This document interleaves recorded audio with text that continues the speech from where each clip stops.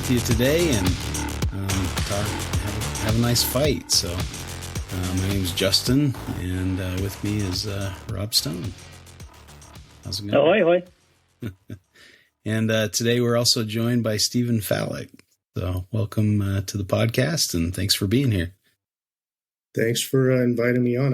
I enjoy the show. Listen to every episode, some of them several times. So excited to finally get my name on one of these episodes. All right. Yeah, well, we appreciate you coming on. This will be fun. I don't know. We're all about herping and chatting with other fellow herpers, and you're the real deal when it comes to that. So, and you're also a birder, which Rob may not get too excited about, but I sure do. So yeah, I do bird a lot, but I feel like most of the listeners don't want to hear about that right now. So yeah, right. We can leave that at that for now. I hope I didn't just get everybody to push stop on their podcast, but yeah. Hey, birds are reptiles too, right? That's what I tell people. Yep. And hey, what else are you going to do during the winter? So yeah, right. Well, yeah, we I guess what's new for me, my wife and I took a quick trip down to the Baja Peninsula down in at the very end. Our hotel was actually called Land's End. It was like right at the southern tip of the Baja Peninsula. So among this great rocky outcrops and stuff. And I was really itching to get out there and look for some of the Baja blue rock lizards that you can find. I mean, it's prime habitat, and there had been some records on INAT down there. And I did go out one morning when my wife was kind of sleeping in a bit, and the day that after we arrived, and so she was sleeping, so I snuck out and went and tried to find some, but no luck, and I didn't want to push it. So we mainly spent time on the water, and so we did. The main purpose of the trip was to go swim with whale sharks, and that was kind of a bucket list item for me. And a friend of mine from high school, he invited us to go with him and some friends from Phoenix. And so we had this group of, I think, 12 of us. We were planning on going down. And my friend, his wife's nephew was killed in a car crash like the week before we were supposed to go. And so they had to bail on the trip for the funeral and stuff. So it was kind of sad there. And I guess everybody else had tickets they could adjust and reschedule, and we didn't. So I went with the cheap tickets, and so we had to go. So it was just me and my wife, but and then they'd close the port where the whale sharks were because of rough waters or something. We're like, crap, that's the whole reason we came down here. Now we ended up staying in Cabo instead of La Paz, which was the original plan. And it was probably a good thing because La Paz had closed the port, and so you couldn't go out on the water. And so we wouldn't have had much to do around there. So we went on a humpback whale tour near Cabo, and that's like an excellent place to see whales. The first day we arrived, you could just see spouts out from our hotel. You could see them out in the ocean just right there. It was pretty fantastic. And so we saw a bunch of humpbacks just from the shore, and then we went on this whale tour, and we saw like a couple from a distance, and we were trying to get close to them, and they were like being really shy and not staying up very long. We're like, what is going on? And so all of a sudden our tour guide gets this message or whatever, and she's like, so we just start hauling down to this area of ocean, and there's like 4 or 5 other boats there, and we get there, and all of a sudden these orcas jump out of the water, and we're like, oh, and the tour guide said she's only seen them 3 times down there. So it was pretty exciting. And they were like right next to the boat. I mean, just right there. It was incredible. And so we found out why the whales were being a little shy is because their predators were in the area, and they were trying to keep it quiet and not splash and not, make much noise. So kind of ruined the humpback experience, but it gave us a more rare experience, I think, especially in that area. So that's the first time I'd seen wild orcas, but that was pretty insane, pretty cool. So, and then they ended up opening the port our last full day, and so the trip was back on. So we went up to La Paz and took this tour company picked us up, and they put us on this really nice boat. It was like this big yacht, and they had this food spread all, it was really good food. And we went out and swam with the whale sharks. We saw maybe a dozen of them. Got to swim with 3 or 4 of them, and you're right next to the things, but the water was still pretty choppy. So it was a little rough. And I think there were 10 of us on the tour, and everybody went in once, and then they're like, okay, I'm done. I saw it. I'm good. And I'm like, can I go back for more? Like, I kept going until I couldn't swim anymore because the waves are, my snorkel stopped working. I couldn't breathe any air in, and I'm like, crap. So the tour guide actually swam back to the boat and brought me a new snorkel, and so I could keep going. And yeah, it was a good time. So I think I went in, maybe swam with a couple more whale sharks, and I guess went out maybe 3 or 4 times. So everybody else was like, are you done yet? Let's go back to the big boat and eat some food. So yeah, but it was pretty cool. We also got to go swim with some sea lions on the same little tour. So they took us first to the sea lions while we waited for our turn with the whale sharks. And then it's kind of a cool setup. They have this area, like a protected area, where they only allow a certain number of boats, and a certain number of people can be in the water at the same time. And it's like half of their the boats are allowed in half of the area, and if the whale sharks get sick of the boats, they can just swim into the area where boats aren't allowed. And there's somebody on the shore watching, which boats go in, and you can get in a lot of trouble if you go in and you're not allowed. So kind of a cool thing. But yeah, bucket list checked, and swam with a whale shark, and they're pretty impressive beasts, really cool looking and nice sized.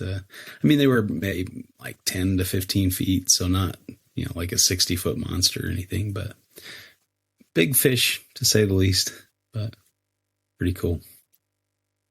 So yeah, no, unfortunately not a single herp unless you're counting birds, but we saw blue-footed boobies, we saw brown boobies, we saw Brandt's cormorants, which was a lifer for me. And, of course, pelicans were everywhere, and different gulls, mostly California gulls, but pretty cool. Nice. And frigates, magnificent frigates are such cool birds. They're like pterodactyls. They look so cool. And we saw there was a flock of like 150 of them flying over just circling over our hotel. It was crazy. And then they just kind of, groups by group flew out over to the open ocean. It was pretty sweet. So. Yeah, frigate birds are awesome, especially in flight. There's nothing else that looks quite like. Right? Yeah, that forked tail and the really thin wings. They're really acrobatic and fun to watch. So we saw a few diving and going into the water. So that was pretty sweet. But fun trip for sure. I put up a video of the whale sharks on YouTube. So if you want to see the whale sharks I saw, you can check out JG Julander on YouTube and check out the videos there. But yeah, so I don't know. Season's going well. I've got a couple gravid womas, gravid blackhead. I think the jungle's gravid, and an inland looks pretty thick down there. So I think I might have a pretty good season.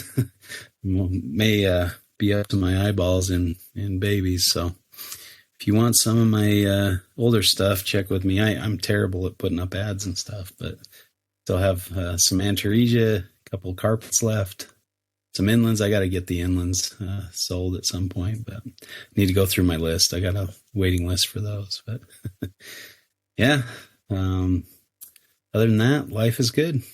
How about you guys? Well, as far as snakes I keep, my collection is all really cold right now. I keep mostly colubrids, mostly native Lamprepeltis. So they're going to be for these for another probably a month or so. But if last season is any indication, I should hopefully have quite a few clutches on the ground. Alterna, Greeri, Pyros. I was hoping to breed my Ruthveni, but I was looking at them the other day, and turns out my female has bigger hemipenes than my male does. One of those unfortunate things. But Yeah, I don't want to count my eggs before before the snakes are bred, but Right. I'm hopeful for a good season. Except for Ruthvens, yeah. Except for That's one species of colubrid I have bred is Ruthven's kings and Pueblan milks. I think that's back in my early days, back when my wife wouldn't let me keep pythons, so I had to get her warmed up with little cute snakes. But yeah, there's some, I don't know, I love colubrids. There's too many cool reptiles out there. We say that all the time, but lots of cool stuff to pick from. So yeah, there's no python collection, but that might change here soon. I want that to change. My girlfriend does not, but we'll see. Yeah.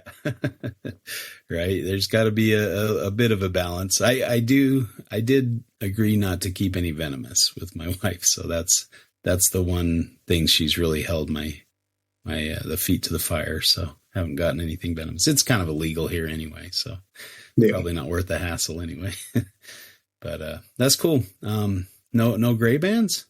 Or do you have I've got gray bands. So a majority of my Lamprepeltis that I keep are gray bands. I figured as much. Yeah. Yeah. Do you keep them like pretty strict locality, or what's your philosophy on that?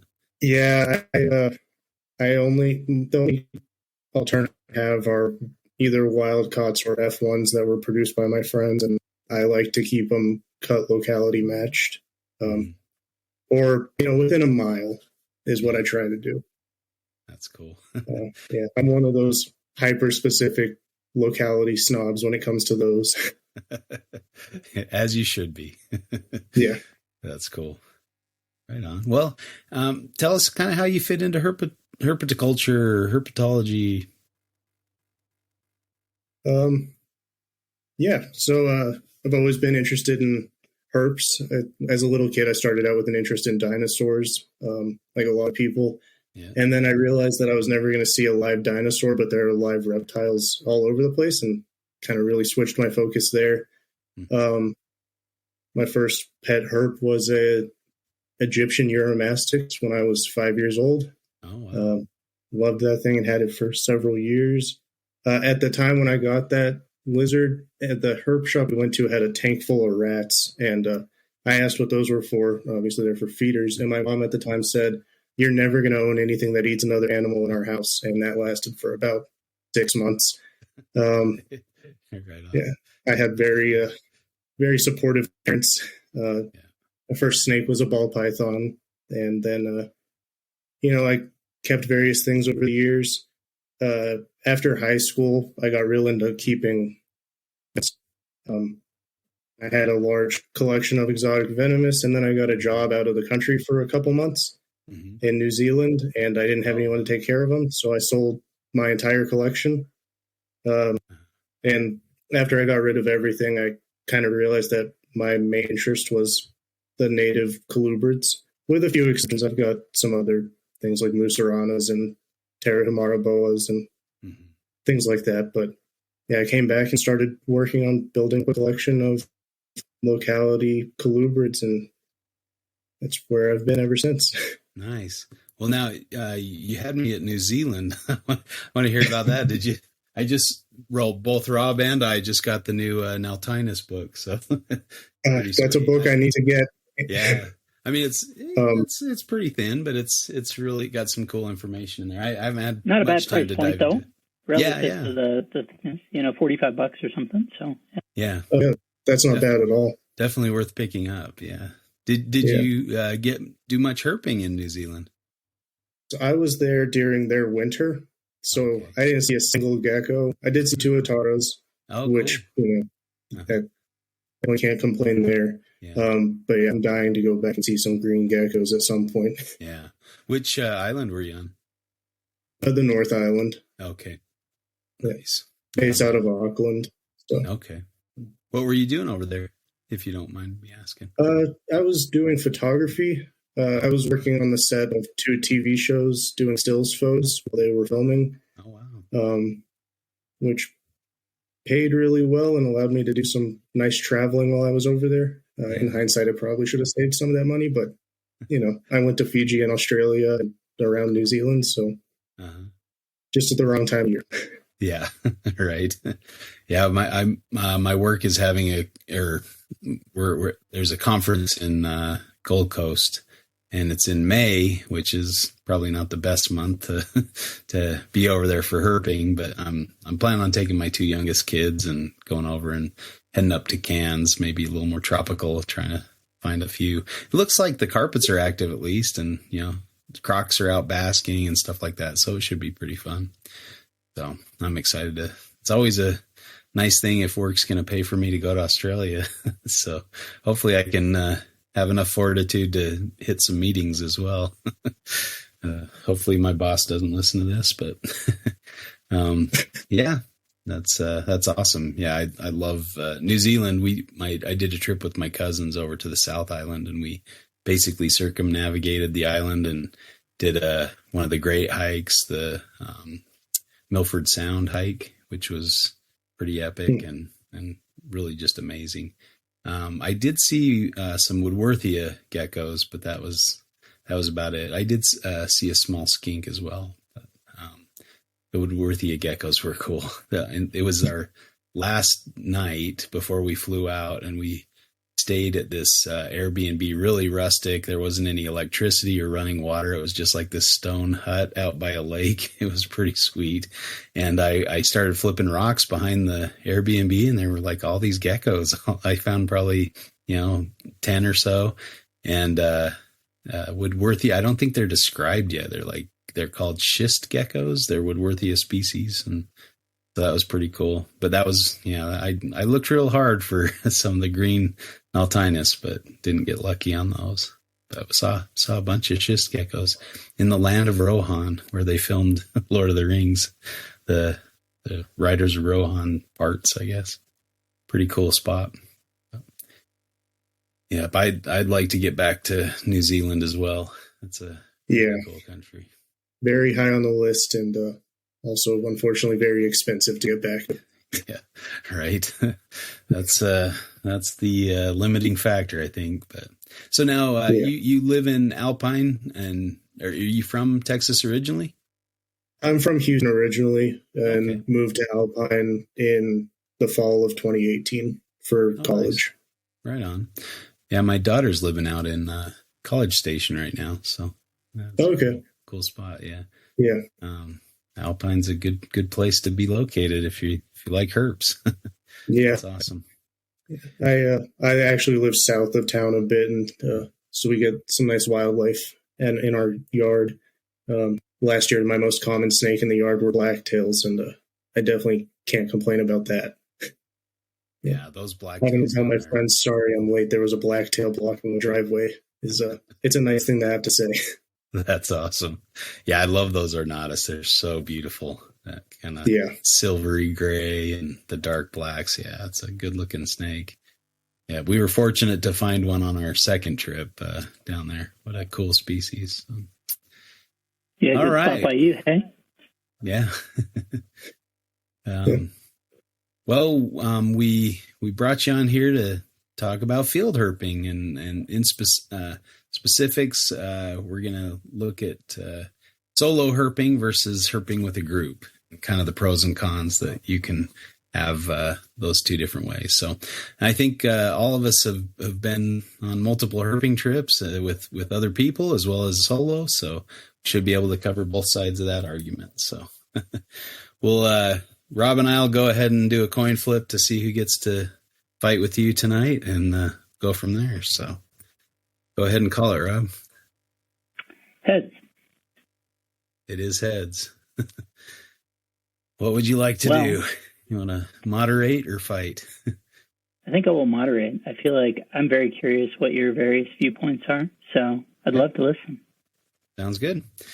All right, now for the topic here. Go ahead and call that one, Stephen. I'll do heads. Heads. Oh, it's tails. All right.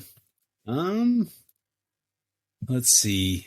I'm gonna go with solo herping. I think I'm gonna defend that side of it. So, all right. And I'm gonna go ahead and chuck you and let you go first. So, all right. So I guess the the most obvious advantage to herping with a group is being able to cover more ground. Having more sets of eyes out is going to mean that you're inevitably going to see more than you would if you were out by yourself. And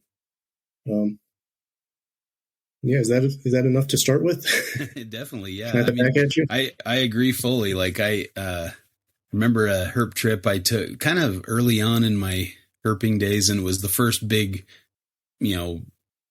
specifically for herping trip, and there were about 30 of us. It was a herpetology class, and my former business partner, Ben Morrill, he was in the class, or at least associated with the herp department somehow. And I had just moved into town. And so he's like, I was a grad student in, virology. So I wasn't in herpetology, but he's like, hey, you can come along with us. I got you a spot. So I'm like, sweet. So we went down there, and man, it's crazy. Like everybody would just kind of spread out and come back with, rattlesnake or a gecko or whatever, it was pretty cool down in St. George area. So I got to see the benefit of, many eyes on, specifically looking for reptiles, which was pretty cool. So I agree. I think you're definitely more successful when you have a lot of people. I guess the nice thing about solo herping is you're able to find whatever you find, it's you finding it. So you don't have to like see somebody else's find, like, hey, oh, that's cool, you found that. I don't know. There's something about finding it yourself, which is just a little bit more fulfilling than seeing it in nature. I don't know. And maybe it's my competitive nature. I don't know. I like to be the one that spots it or finds it, and I think we all kind of have that 2-list type idea in our heads where, okay, this is the ones I found on my own, or the ones that I spotted versus the ones that we saw as a group, so they all count, but we kind of have that in the back of our heads. Like, when we were in Southern Arizona, I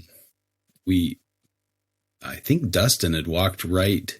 He was kind of straddling a twin spot rattlesnake, and Chuck came up behind him. He's like, wait, I hear is that a rattle? I hear something. And Dustin's like, oh yeah, I hear it too. It's right below me, right between my legs here. So, and then Steve found one as we were hiking back. There was a female in shed that was basking, out in the open.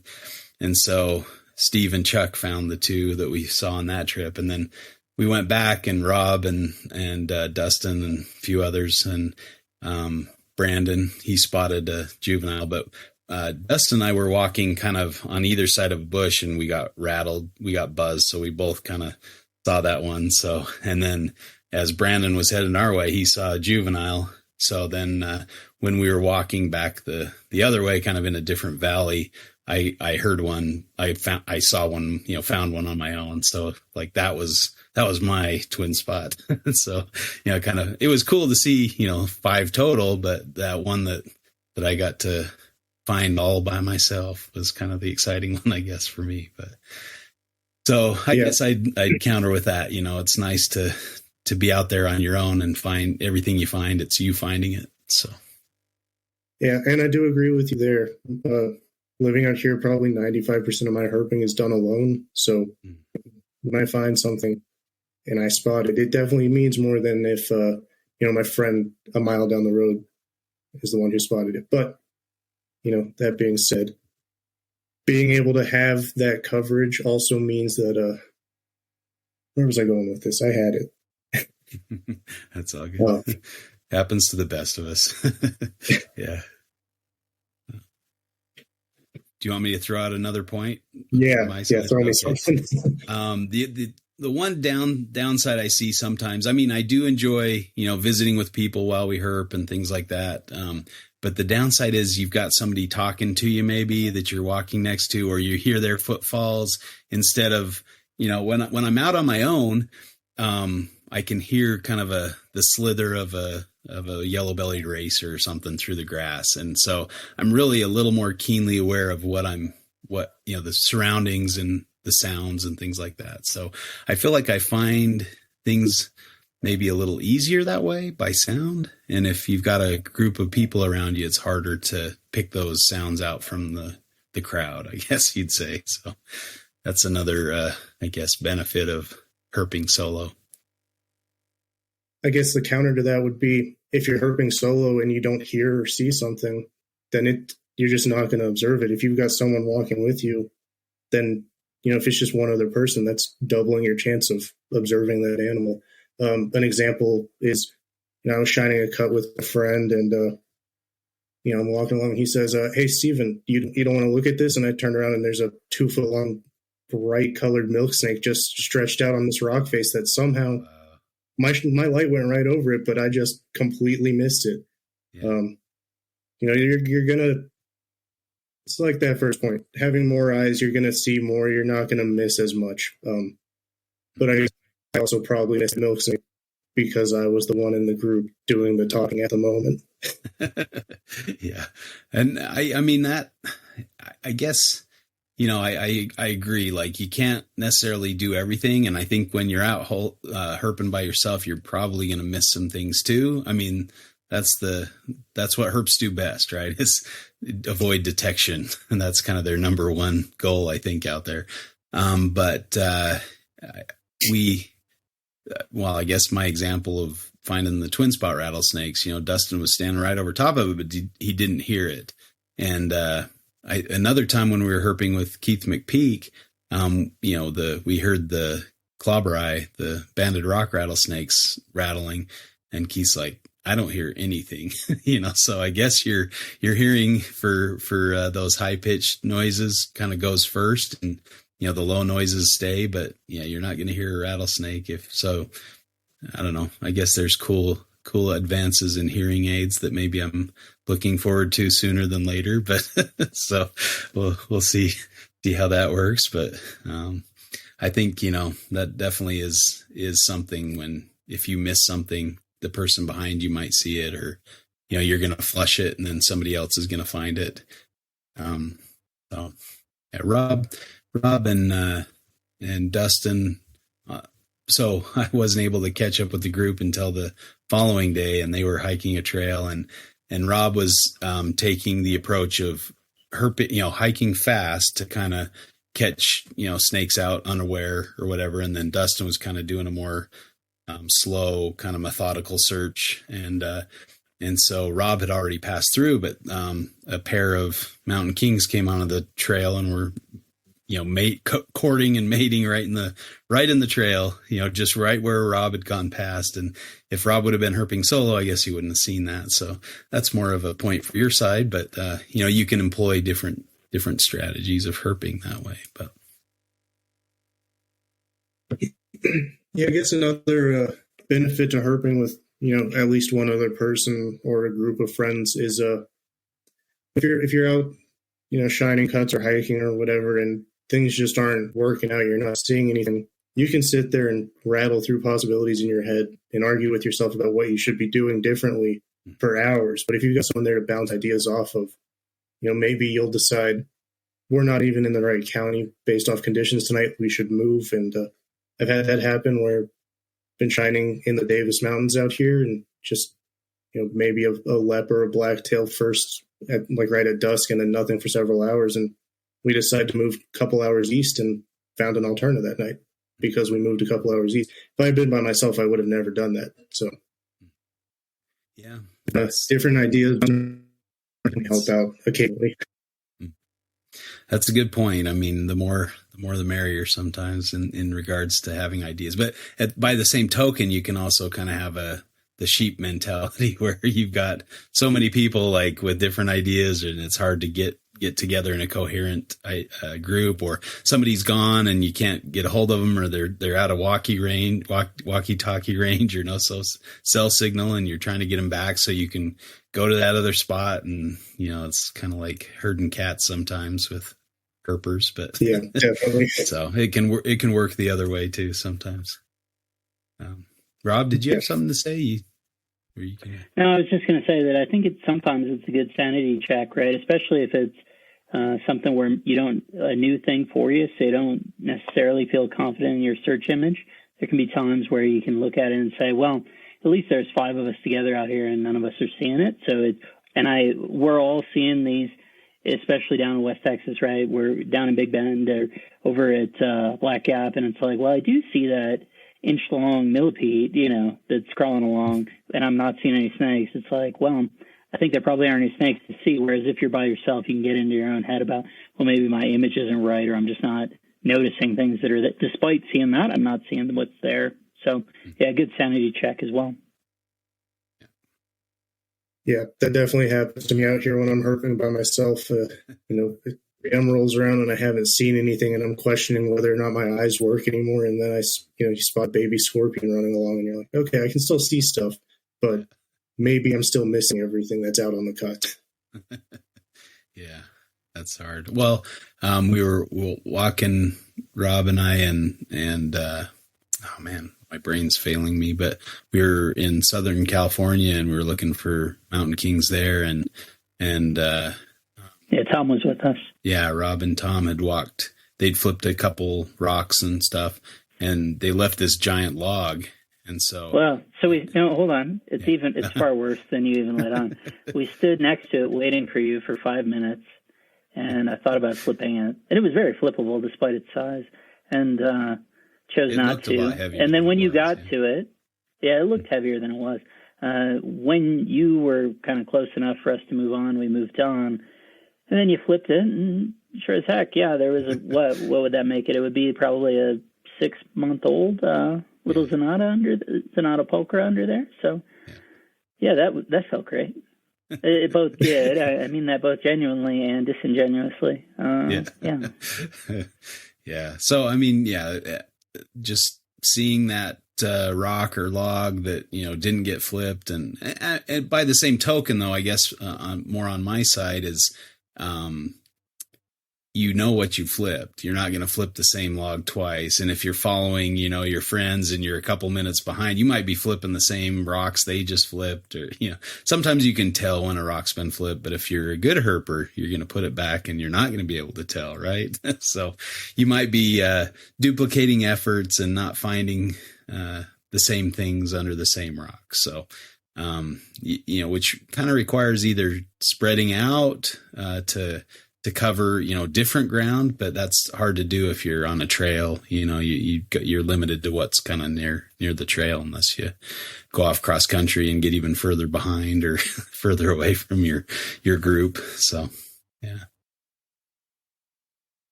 Yeah, I've definitely had that happen where I've been out flipping with friends and, the group gets a little separated and half the group ends up flipping everything. And then the other half of the group coming up behind them flips everything again.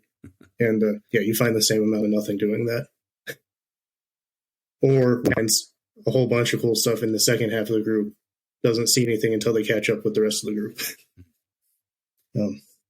I guess that's more of a point on your side. So, yeah, we've had that happen where you're in the second car and the first car just is zooming and they see something in the road and they jump out and the thing takes off and they're not able to grab it or whatever, and you don't even get to see it. You get there and they're standing by the car with their heads down. We missed it. It was a taipan. Oh, thanks, guys. Or the worst is when the first half of the group spots a snake like in a crevice or something, and the second half comes up and we had whatever was here in this crevice, but when we all got here, it's halfway to the other side of the planet at this point, never to be seen again. Exactly. Yeah. Or you don't grab that coral snake because you don't want to chance it with a Florida coral getting a bite or something. Whereas, maybe that can happen, where that might happen. Yeah. Or you're maybe carry a hook with you and carry a hook and something to cover something with so that, that doesn't happen. So you'd be the only one. It's like, well, you tell me, oh, Phil, are you sure you're talking? Well, what else is dark purple, red, and yellow? But okay, whatever, dude, take it how you want. Second guess me, but that's I'm all right. Pretty sure I know what I saw. Yeah. Okay. Or you're too slow to catch a really nice pink patch nose down in Black Lake or Granite Gap area. So Granite Gap, yeah. And the other thing that reminded me as we're having this conversation over by you, Stephen, was on the West Alpine cuts. there was what Dr. J, you thought it was sub-oc, but then it backed up into it, and we're messing. It was that one's super friable, right, and super soft and whatever. And it was like, well, was that what that was, or was that a big night snake that you caught at the wrong angle, or what? But never will we know. Yeah, your eyes do tend to play tricks on you. I've found that when I'm herping either with a group or solo. I don't think it matters, but especially when I'm herping solo, like I'll see something and then I'll shine a light or reflect some light in there, and it's not what I thought it was. I've seen tortoises and all sorts of snakes, and it's just been but then on if you have somebody there, and this is a point for you, of course, but if you have somebody there to confirm, I saw that too, that's very helpful. But then you have to kind of almost be herping on top of each other to be able to spot the same things like that. I flipped I think it was a log. It was something where they could go deeper. Maybe it was a rock and there was, a crack below it or something. And I swear I saw a tricolor. It was in Washington, and I saw a tricolor like turn, so I saw the coil of it kind of moving in front of my, but I couldn't tell if it was my eyes playing tricks on me. I didn't get a picture of it. And then there was that, it was a Caudalineatus monitor, a stripe-tailed monitor in Western Australia. And luckily my wife was there and she saw it too, so she could know that I wasn't crazy. But I went for the grab before I took a picture, which was stupid, and I still make that mistake sometimes. But, if you take a picture first and then go for the grab, if you miss it, at least you have some proof that you saw it, That's happened a couple times where, are the guys going to believe me that I saw this? I don't have any way to prove it, but, I don't have any reason to lie about it either. But, some people might be, have a little tall tail, gene in them. They might, hey, oh yeah, I saw about 30 out there, but I couldn't get hands on any of them. I've seen that one before. Don't worry about it. Yeah. I've seen bigger and better. Yeah, definitely having other people there to confirm what you're seeing is definitely helpful sometimes. On one of those West Alpine cuts, like you were talking about, I had two friends out here, and I dropped two of them off on a cut, and I went to shine a different cut with the plan to meet back up at midnight with them. And I didn't see anything, and I pull up to the cut that they're at, and I see one of my friends pointing a light at one spot and pointing, and the other friend is trying to scale up the cut. And I got real excited because that really only means one thing with my group of friends, it's that they see an alterna. So I slam on the brakes and pull off the road and get out, and they're like, there's an alterna up there. It's at the top of the cut. We can't get to it. We've been trying to get to it for an hour and a half. And I go and look. Guys, I'm pretty sure that's a root. And they said, no, look, it's moving. And I pulled out my binoculars, which I always have with me, and look at it, and I was like, yeah, it's just a root. The end is moving in the wind. And if I hadn't pulled up, they would have sat there for the next, until sunrise, probably trying to get to this spot that was really inaccessible without, potentially really hurting yourself. And they were convinced that it was an alternative. They were just trying to scale right up this crumbling rock cut, and could have gone badly. Yeah, they would have been very disappointed when they got to the top and found a route. Yeah.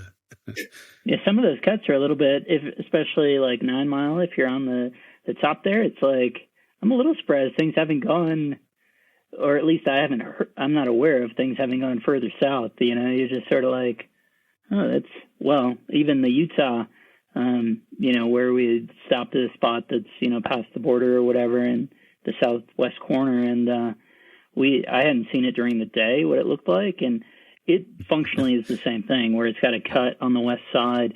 And I'd gone up from what would be the south side. And you just sort of take it as, okay, you're going up a fixture. And then when you're at the top, presumably it's more or less an even distribution to the ground, right? There's some manipulation. Some sides might be better than others or whatever. But this is the middle of the night, the lamp going or whatever. And it's sort of like if you were walking to 9 Mile and you didn't realize that it just fell away. That was basically the experience of like, oh my, okay, well, 2 foot in front of your headlamp, you're just like, well, that's solidly, 50 feet? 50 feet straight down. No worries. So, yeah, I don't know. I guess let me interject here just from a public PSA basis. Do people ever fall off like 9 Mile? Herpers like to tell stories, and I've heard all kinds of rumors of herpers falling off of cuts or getting hit by 18-wheelers. I've never verified any of the people getting hit by 18-wheelers, but I do know some herpers. I won't name any names, but there was a herper walking the top of a cut and a herper walking the base of the cut, and the herper at the base of the cut found an alterna. The guy on the top of the cut got real excited, and it wasn't 9 Mile, but it was still like a 20-foot drop. Jumped just right off the top of the cut and broke both his legs. Oh my gosh. that is some dedication for a gray band. Yeah. If you're going to come out here and shine cuts, just take the long way down off the top of the cut. Right. Stay away from the edge. Oh man, that's crazy. Yeah. I guess that's another danger of herping alone is if you jump off the cut, you don't have anybody to take you to the hospital. So you need to make better decisions when you're alone. And I don't know, sometimes that's hard to resist. You see that snake up on the cut or that root up on the cut, you might take some dumb chances and wind up in a pretty messed up situation. Hopefully not what is that, 48 Hours? What's that movie with the climber that gets his arm stuck and he has to saw his own arm off? But I think if you're gonna herp alone, definitely, let people know where you're going and tell them kind of your plan or where you're going to be around. Try to, if possible, herp where there's a signal, you can at least call out. I know when we do our canyoneering trips, my friend usually has like an emergency GPS, emergency phone type thing where it sends out a signal if you're in deep trouble, and the life flight will come out and rescue you or whatever. So, that's more precautions are probably needed when you're herping alone versus herping with a group. So if you're going to do that, take those precautions because it could save your life, especially if you're out looking for rattlesnakes. There's a possibility you're going to find one and it's going to be a little closer than you want it to be. And you might not, have a great experience that way. So, that's just a word of warning, I guess, for the solo herpers out there. Have you had any sketchy incidences when you've been out herping on your own? I've had run-ins with weird people out here. And stepped over my fair share of leps and blacktails that were at the base of cuts. But I've never had anything that I felt was really potentially dangerous. But there are, there's mountain lions out here, and not that those are really much of a danger anyway. But, feral hogs are being more common sight out here, and those are the things that really scare me. Yeah, especially when I'm alone. Yeah. I have a friend who was shining in the Davison, and there was a feral hog on the first pass down the cut. It didn't mind him. On the second pass down the cut, it put him up into a tree, and he was there for an hour. Oh, man. Yeah. And if you were with one or two other people, that might be enough to persuade that hog to go the other direction. Yeah, that's crazy. I remember that video somebody took down in West Texas of that mountain lion that was it was sticking around. It was kind of curious about them and wasn't, running away, which a nice mountain lion should usually do. So either it was young and dumb or it was rabid, which would be kind of the worst of both worlds there. I don't know. There was a video I saw once of a rabid bobcat that was attacking some jogger in California, like just latched onto him. And I'm like, oh, that's not good. Any bobcat that's going after you, you're probably going to be getting some shots to stave off rabies. But yeah, that's not fun. I would not enjoy being attacked by either a feral hog or a mountain lion or anything like that. Yeah. On the first trip we'd gone down, as cautious as Dr. J sounds in this context, on our first trip to West Texas, I think it was up by Boy Scouts, somewhere in that way, that there was eye shine off an obvious mammal with a little bit, but not too much distance between the eyes. And his response was, okay, cool, I'm going to go climb this, side of the cut / mountain, hill, whatever you want to call it, to go investigate. And we were just like, so what do we peg his odds at here on survival? So that's sort of always his instinctual, no matter what he says here, that's his instinctual reaction, is like, oh, cool, let me go make friends with it. Well, I'm not going to pass up an opportunity to see a mountain lion. It's probably because I saw that video and I'm thinking, oh, the mountain lions hang out and let you take a look at them. But it was a deer. So unfortunately, not a big cat. It's unfortunately always a deer in my experience. Right. Yeah. So, and I mean, I guess a deer can be dangerous, if you're out road cruising and, got to watch out. Push it off deer. Either way, hey? For sure. Yeah, I've seen some pretty vicious deer attacks. I imagine more people probably get injured and hurt by deer than by mountain lions out there. So yeah. I'd imagine so. One of my and especially having an extra set of eyes to say, hey, there's a deer up there on the right, and look out for that. Yeah. I in the last year I've hit I hit one deer and had a deer run into my car. Both times I was by myself. So yeah. Maybe if I had somebody else with me, I would have been able to avoid those situations. Yeah, right. Especially those backseat drivers that can't really see the road very well, so they have nothing better to do than look on the shoulder for deer. Got to have some of those sometimes. I do like the I guess the time to kind of have it be quiet, have time to reflect, have time to just kind of soak in the nature, be alone with your thoughts. So sometimes solo herping can be kind of a restorative process. You can get out there and kind of heal yourself in nature and kind of drown out the noise of the world and just look for herps and be one with nature. And, if you don't find anything, you've had that experience, you're out hiking a trail or just looking around a rock outcrop or something.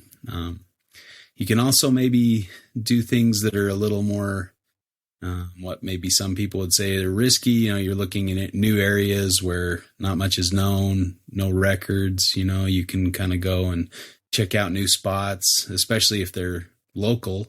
You can discover new cuts, in your area or den systems or something like that, stumble on something like that in a new area that people don't know about. And then you have your own little spot and can explore. I did a little, survey this last summer, and I tried to go out every day around the same time, maybe 11 o'clock, 12 o'clock around lunchtime. I'd take my lunch and go out and hike a trail and up the canyon from the university and see what I could see, record, what I found, and, saw a bunch of yellow-bellied racers and a couple rattlesnakes and a bunch of lizards, sagebrush lizards. But so it was kind of fun, to kind of get to know my own backyard. And I tried a new road. A neighbor had told me, oh, yeah, I was running this trail up this road and saw a rattlesnake and a rubber boa on this, in the same day. And I'm like, oh, I'm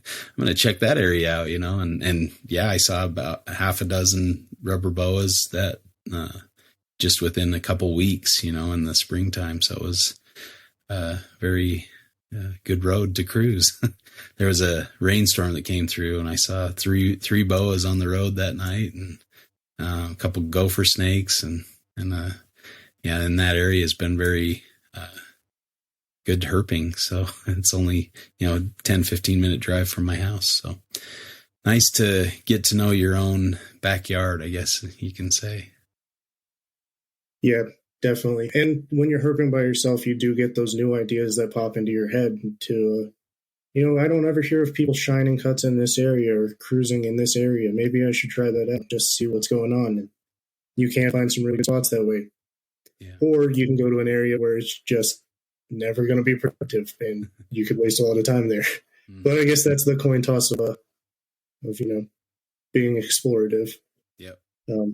And while herping by yourself can definitely be mentally, but for your mental health, and how much we like to say, it's just nice to get out into nature.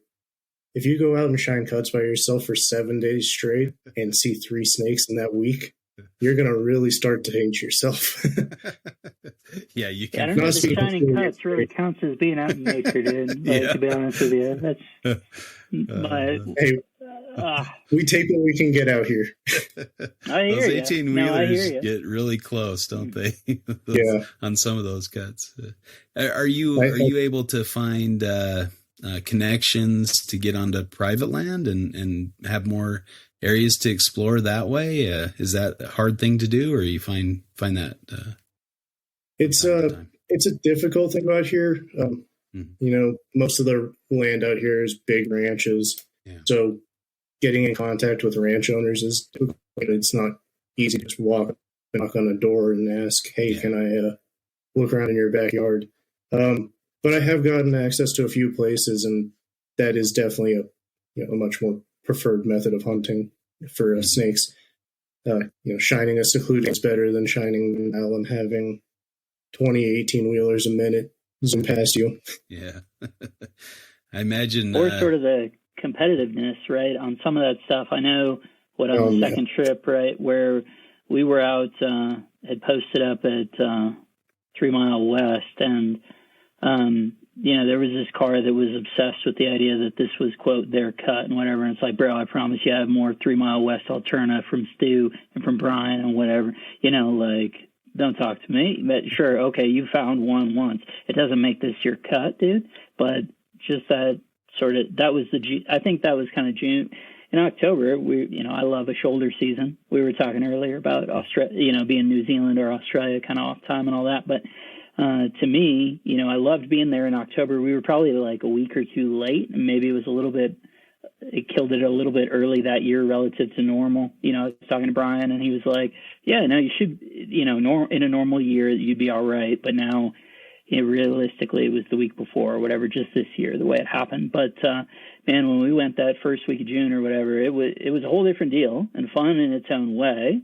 But it was definitely crazy different, in terms of the scope and scale of folks. And it's hard enough if you're not private land, it's hard enough herping anyway. And then getting that sort of extra angle to it's a whole nother thing that kind of cuts against I'm in nature and I'm enjoying all those sorts of goodwill feelings that you were talking about, Dr. J. I found it kind of to jangle my nerves rather than soothe them. Yeah, for sure.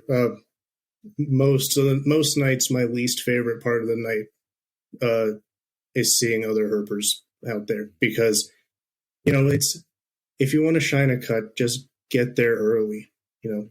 Be the one to stake out the cut. Don't pull up at 11 o'clock, see people on this cut, and be like, hey, I have a snake from here, can you leave? No, that's not how it works. It's actually, what you're doing is technically illegal in the state of Texas. So, just don't be that guy. Yeah. Getting cut jumped by people is no fun. Having people car shine over you while you're walking a cut, that's my least favorite. And I guess that's another point towards herping with a group. If you're in West Texas specifically, if you've got 2 or 3 people on a cut, it's going to be much less likely that other people are going to get out and start shining that cut rather than if it's just you. Mm-hmm. Shining by myself, I have it happen a lot. Yeah, that would be frustrating. Yeah, definitely a West Texas phenomenon. I think you're just limited to certain areas, and everybody kind of knows those certain areas. So you're right. Yeah, it makes it a little more difficult. But I guess that's when you kind of you've done your time in the off season, or you found different areas, and kind of explored, so you might be able to hit some different spots, or I don't know. That's tricky. Yeah. That's and there's definitely nothing with pulling up to a cut, especially if it's a big cut. If there's one person on it being like, hey, do you mind if I get out and shine this half of the cut and you can shine the other half? Mm-hmm. I've had people do that, and usually I'm pretty fine with that. So yeah. Yeah. And, you can have an agreement, say, well, if you find something, let me know. And I'd like to see it at least, and vice versa. Yeah. We had that experience down in Tucson area with driving a road, and there were 3 or 4 other vehicles, and they'd found lyre snake. And so we got to at least see, the lyre snake that they'd collected. And but unfortunately, that also led to a DOR lyre snake that had kind of made its way up onto the road. It was actually coming towards Rob when he was photographing a tiger rattlesnake and got hit by a car, probably doing the same thing, looking at Rob instead of the road, to make sure they didn't hit him or were talking to him or something, and didn't notice this little lyre snake on the road. So I guess pluses and minuses. When there's a crowded area, that can lead to the sad things. Right. I guess when you're solo, there's nobody there to know your shame of hitting something on the road, or when those unfortunate events occur. So you don't have to swear everybody to secrecy, or what stays in cans. What happens in cans stays in cans, or whatever. I don't. Keith just said, "Don't stop." He was just like, he knew, and he was just said, "Don't stop." So yeah, he didn't even want to know. So yeah, fair enough. It happens, like I said, unfortunately. Yeah, for sure. The worst is when it's something you're targeting, and the car finds it before you do. So that's I guess that's a different topic, but nobody will know what you did but yourself. Right. Yeah. Although Eric was telling me, right, there was some younger guy who, now I'm happy for it, the proliferation of YouTubers doing herp content or whatever, but there's a kid who pulled on the side of the shoulder or whatever and ran something over, and then he put it on the video and sent it out and got a ton of heat for it, and I think ultimately pulled it down or whatever, but it was, I don't think I even saw it. Eric was telling me, but that's something.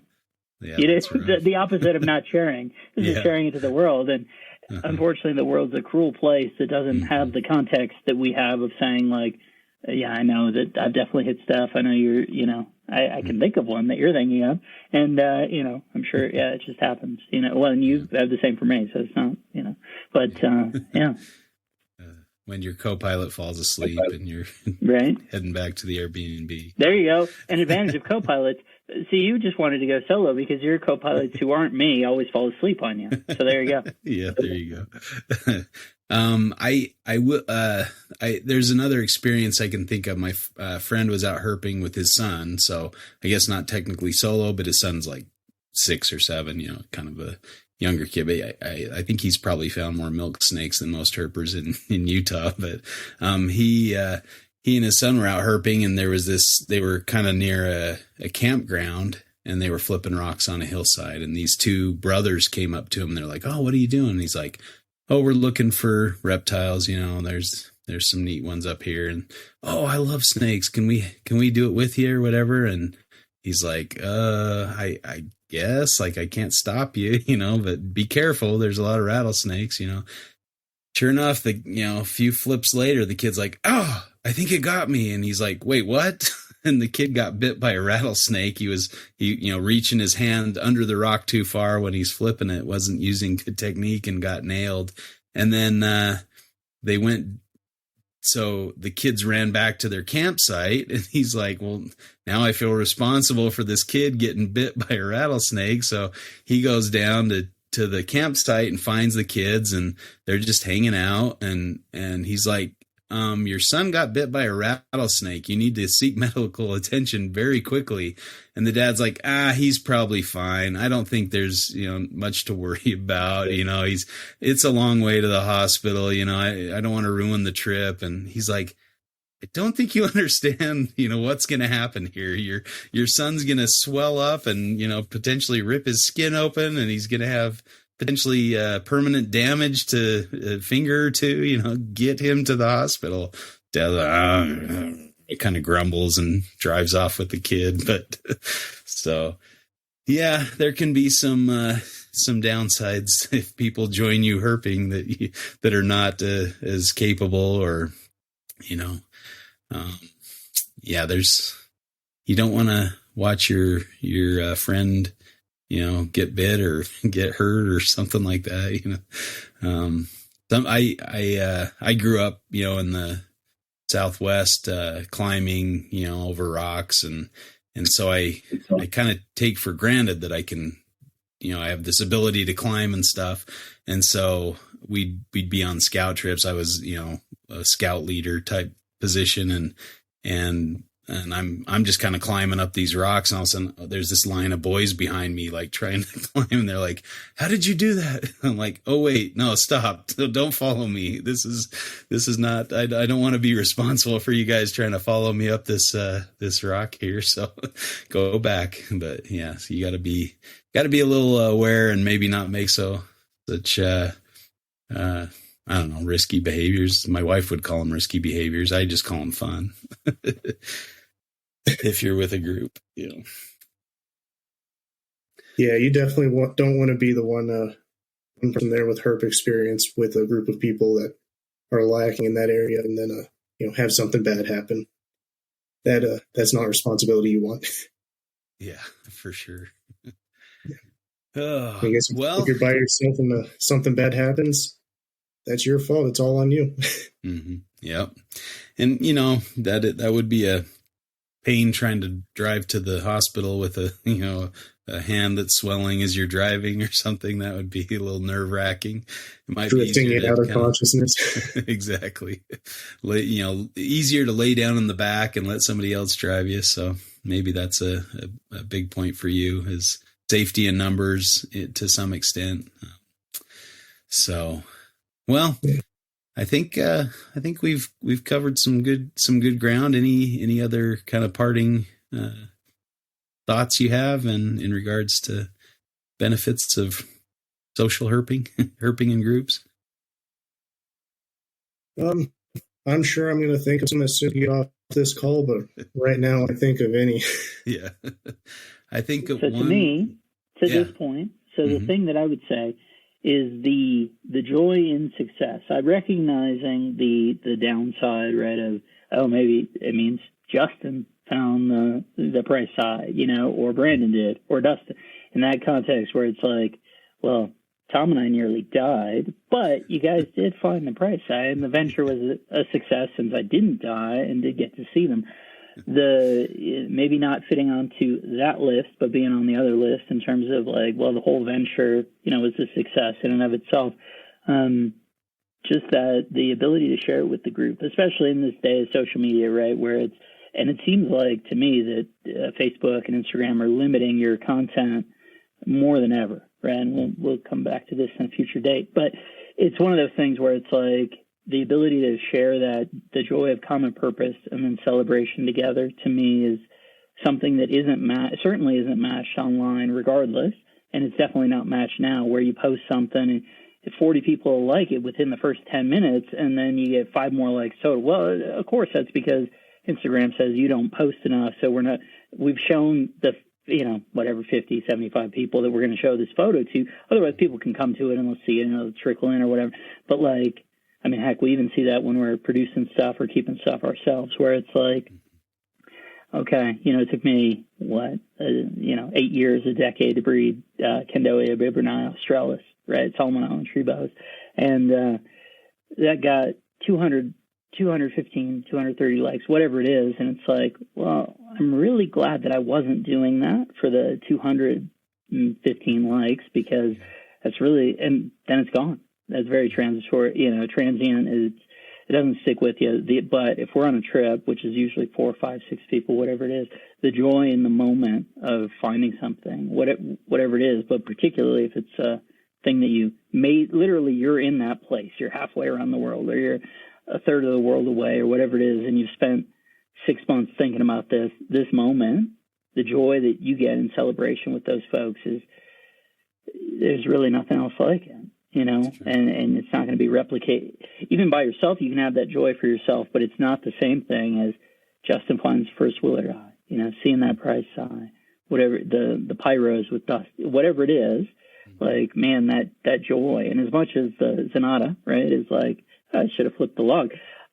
in all honesty, it doesn't diminish my experience that you found it. The part that I'm glad is that you flipped it so that we saw it, and that doesn't diminish the experience of the trip. And that's the thing to me about going on group trips is, beyond the practicalities and all, splitting costs. You didn't mention splitting costs, right? If you're going to stay at places, have access, a car, all these things, that helps for sure. But to me, it really is about sort of the joy in that moment of, it can be harder, right? In certain ways, if we're not finding the thing, you do have the capacity to say, oh, maybe we're doing the wrong thing. But if we're all sitting there having the same thought, we're doing the right thing and we're not finding something, yeah, there's a downside. But man, the joy in success outweighs all of that from my perspective. Sure, if it's a local trip, I'm unfortunate, unlike you two, where there's not 10 or 15 minutes away, beautiful herping. Maybe I can flip something, or whatever, but I don't have access to that. But, man, we go on a trip that I've thought about for 6 months. I don't even know what I would tell myself that, 25 years, 20 years in the past, 20 years earlier, that it's like, you're going to be in Kakadu and Keith McPeak is going to be holding you steady, taking pictures of an Owen Pelly python. And then you guys are going to go and you're going to say nothing. You take literally 600 pictures. You're going to say nothing. Then you're going to go around the corner and you guys are going to be jumping up and down, embracing, this sort of stuff. And then the thought runs through your mind like, oh, this is where we saw a northern brown snake 2 nights ago. Maybe jumping in this leaf litter isn't a great idea. But like the joy of that is what makes it all worthwhile, man. If it's just you doing your own thing, you're collecting life lists, you're doing your thing, but the joy of the group, ideally y'all like each other or whatever, but even if you don't, if you're in that moment of celebration, someone who's maybe been giving you a hard time or you're kind of wore out or what, it doesn't matter. The moment of that is so fantastic. There's those high fives after finally finding your target. Yeah. Especially all that time you put in. Yeah. No beats the yelling and the jumping around and the high fives. And yeah, if you do that by yourself, you just look like a psychopath. But sometimes that happens. If you find something good, that happens. That's good too. Yeah. But just the cumulative experience of, I think that's the stuff that I'll remember. In terms of things that I've done by myself versus and there's plenty of things that are in that box, plenty of things we found together and things where it's like, man, or even you come to a place, right, and there are people that you've connected with over time and you meet up with them and maybe only see them for this tiny portion of the trip or whatever, or even you go see a place with them and then they're not there. The first time in Arizona with Dustin, right, we went to a place with him, but then he had an obligation, then he didn't go, and we kept going because it wasn't working, but it eventually did, and it's like that, both the joy in our individual experience and, hey, the joy of, making new friends and having this common bond. I just think that's so valuable and so exhilarating, right? Yeah. And it creates some great stories that you and that group of friends can talk about for forever, so. Yeah, the recounting is often, reliving the moment and bringing that excitement back and the smiles start, all that kind of good stuff. When you're telling stories about your solo trips and the things you find, it almost seems like you're just bragging or, looking for attention rather than regaling your friends with a common story. So yeah, that's something to think about too. I guess I'd probably finish off with, herping by yourself. You can spend as much or as little time with an animal. You can, veer off to pursue maybe an unshared interest, like a bird that you're looking at. Your friends are gonna be like, okay, we're leaving. You can stare at that stupid bird all you want, but we're going. We're leaving you behind. So, or pulling over the car because there's some rare hawk in the tree or something, and you want to see it, and your friends are like, are you done yet? So you don't have that pressure. You can do whatever you want. You can give up or go home early or stay longer or whatever, there's nothing really pulling you or pushing you in any direction. You can kind of make up whatever decision you want to make and enjoy whatever you want to enjoy. So there are definitely benefits on both sides, and I would encourage everybody to do both. Find a good group of herpers and get out there on your own and explore, especially close to home, where it's not necessarily easy for everybody to come, or there's not some huge target you want to find in your area, but get to know your own backyard and find those cool, rare things around your area. I had a friend visit from, I think they lived in Iowa, and they came out for a bit. They were in Utah, and they said, "Hey, we want to do some herping. Where can we go?" And I said, "Well, come up here. I know a couple spots in the canyons nearby my house." And so we went up there. We found a Great Basin rattlesnake, a gopher snake, and then they were driving home, and they just pulled off in the canyon and found a night snake. I didn't even realize there were night snakes in that canyon, and they found one, and I'm like, whoa, that's kind of cool. It's like almost the northern extent of their range in Utah. And I'm like, that's a pretty big find. I wish I would have gone with them, and taken a look at that night snake. But so, yeah, it's kind of cool to be able to share things and also learn things when people are, sometimes you overlook the things closest to you. I think I've probably put more hours in Australia than I have in close by areas like Colorado. I don't think I've done much herping at all in Colorado, other than, maybe a prairie rattlesnake and a couple other little things. But, sometimes it's easier to plan a big, glorious trip rather than just do a quick 1 or 2 day trip in your own area. There can be some really cool things. There's a spot I've been meaning to get to for the last few years and just haven't made it, out by Flaming Gorge, kind of in the Utah-Wyoming border. There's a nice concolor spot there where they're pretty commonly found, and I keep meaning to get out there, and I just never make it happen. So, it's a lot easier. Maybe we'll have to do it. Back when you and I met, that same year I had gone out there to no effect, but it's 20 coming up on 20 years ago. Yeah. It's almost like a middle meeting ground for us too. It's not too far from, for both of us, probably equidistant. Yeah. Within, just a long weekend or something, we could make it happen. So, yeah. And sometimes it does help to have that, what do you call it? Peer pressure, or, somebody else that's interested in it. Makes it a little easier to go to the spot. So, yeah, just like this. Hey, you're seeing it in action right here, people. Well, I think that was a good discussion. Some nice points being made, and some I don't know. Now I'm just excited to get out herping. I'm itching to get back out. Living in West Texas is great, except for the fact that for 5 months out of the year, the herps are non-existent, and so come February, like we are right now, I'm really itching for the temperatures to warm up and the rain start happening. Exactly. Yeah. Yep. That's I guess that's the nice thing about herping Australia, but the cost and the distance and the time and everything it takes to get out there is another story. So, I need to make more trips down to South America or something, somewhere that's a little more affordable and closer, and where it's not winter and under snow. So. All right. Well, hopefully you guys got something out of this discussion, and you're excited to get out herping as well.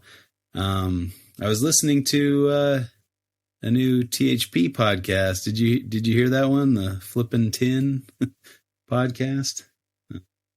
Not yet, but it's on my list. It's on the list. Yeah. I listened to part of it today. It's Jake, and I don't remember who the second person. Tyler. Okay.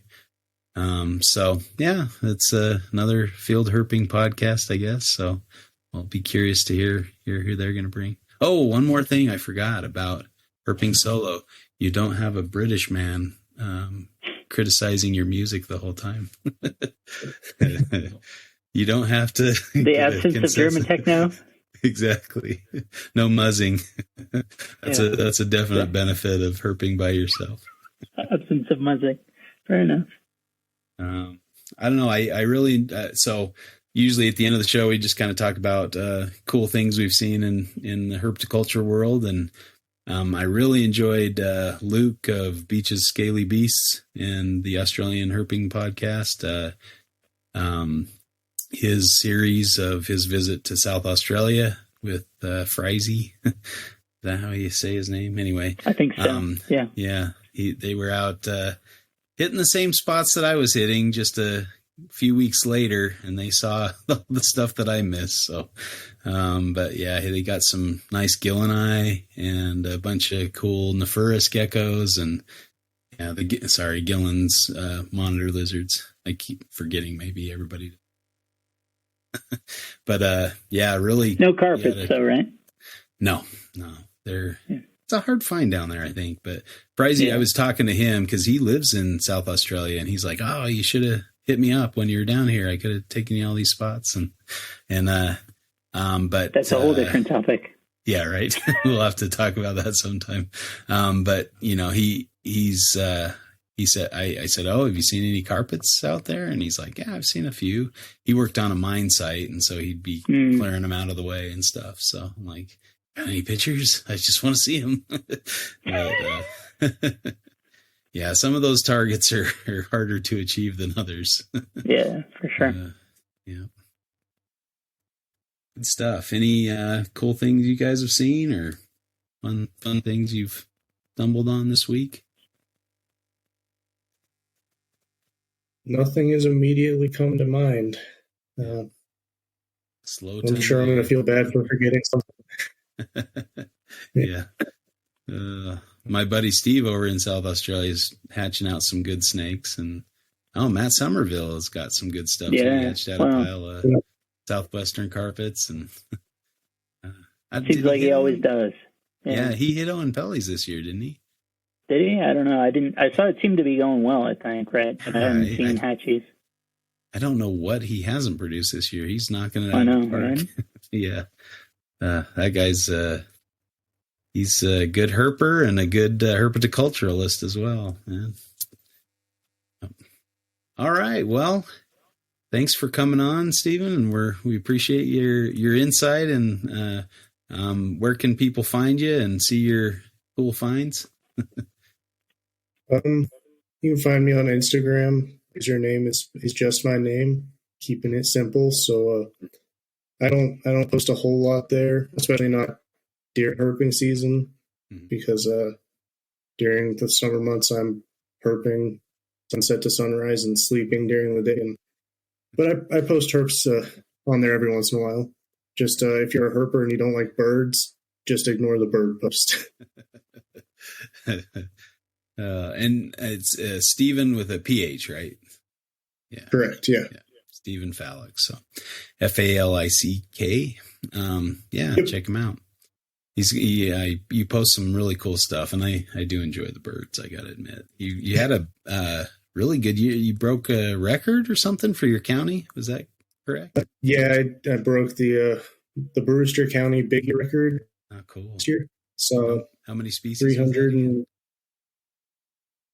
387 species of birds in Brewster County in the calendar year. In the calendar year. That's impressive. I think I guess my total count's over 300. In the U.S., my total count's around 300. So that's pretty impressive. 384, he said, for just one county. 87. 387 in 1 year in one county. That's pretty sweet. Congratulations. Thank you. Yeah, it was a lot of effort, and I didn't have a lot of birds during the summer because there are snakes to be found. Yep, got to have priorities. Right. Can't let the birding. You can't become a full twitcher. You gotta sit reserved. I love the birds, but those banded snakes are always occupying my mind. Yeah, hopefully I can find one someday. Or at least see one. Come on out. We can try. There we go. Sounds good. All right. Well, thanks for coming on, and thanks everybody for listening, and we'll catch you next week for another episode of Reptile Fight Club.